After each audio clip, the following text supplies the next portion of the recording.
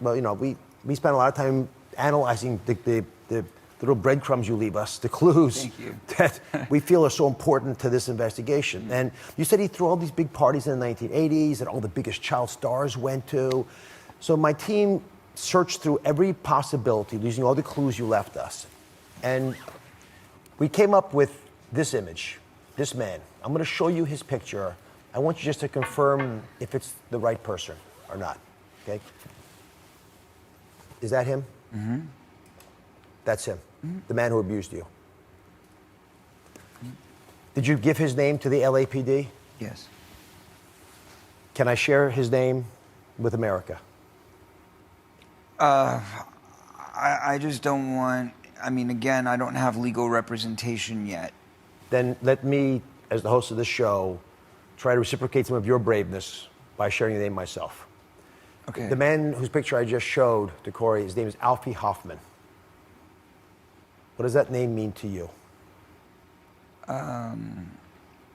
Well, he was the guy who ran Alfie's Soda Pop Club. And I met him when I was 12 years old. He came to my house to pick me up in his car. And I had heard rumors that he threw the coolest parties in town, and he was very connected. And he was the son of Bobby Hoffman, who was the top casting director at the time for one of the major studios. That studio ran many of the hit shows that were on TV at the time, from Happy Days to Laverne and Shirley to Mork and Mindy. I mean, all the top shows, and many of the shows that I guest appeared on as a kid, because I went from one show to the next to the next. So when you got an invite to go to Bobby Hoffman's private party, this was a very big thing. And the fact that his son was coming to pick me up himself was also a very big thing. And my mom ushered me into the car and said, "Go have fun." And you know, the first few times I went, it was fairly innocent. I mean, that's where, you know, if you read my book and you talk about the story where I started dancing like Michael Jackson, I started doing the Billie Jean, and they were throwing me the hat and everybody was circling around me, and that's what started my whole music career, was going to those parties and getting that feedback from people. That happened at those parties. And those parties were relatively kid-friendly.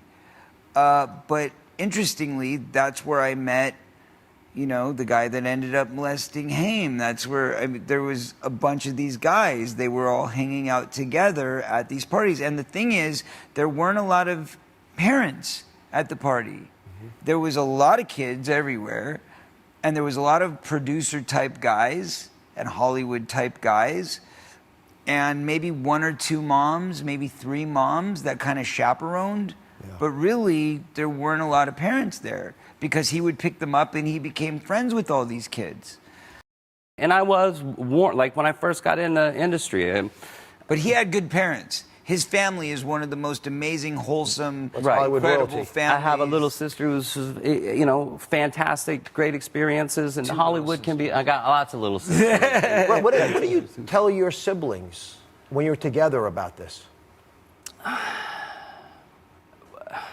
You know, it's not, this wasn't something that my family had to sit down and deal with, because we would sit down and, like any other family, whether like your family worked at the steel mill, you might talk about how it was at the mill. We would go home and sit around and talk about, how was your audition? Did you get a call back? So we were very involved. It wasn't, oh, ooh, you need to look out for this, Jason, because they knew that I was aware of it. Hollywood's had this problem for a long, long time.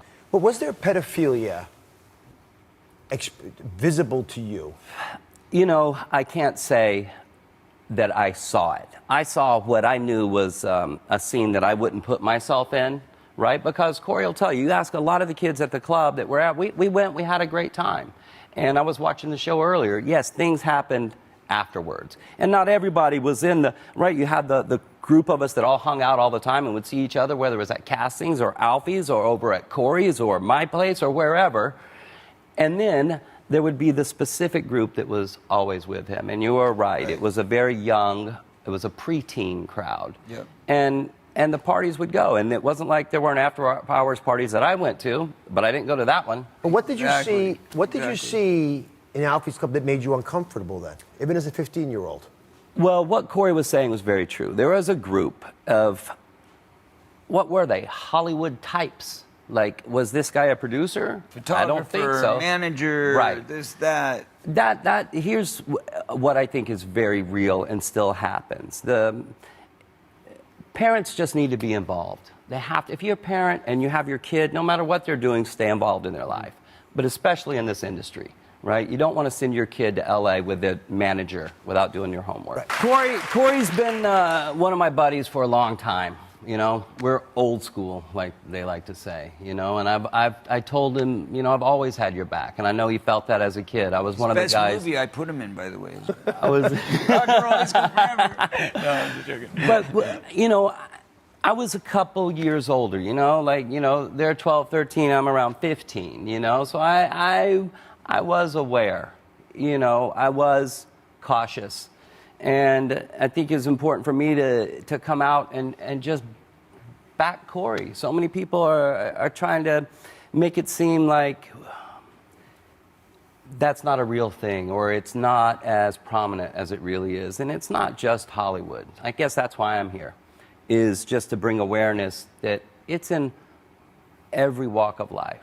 Yeah, you see it a lot in Hollywood because Hollywood hires the young, beautiful, charismatic people, and so that's definitely going to be a bigger magnet for pedophilia.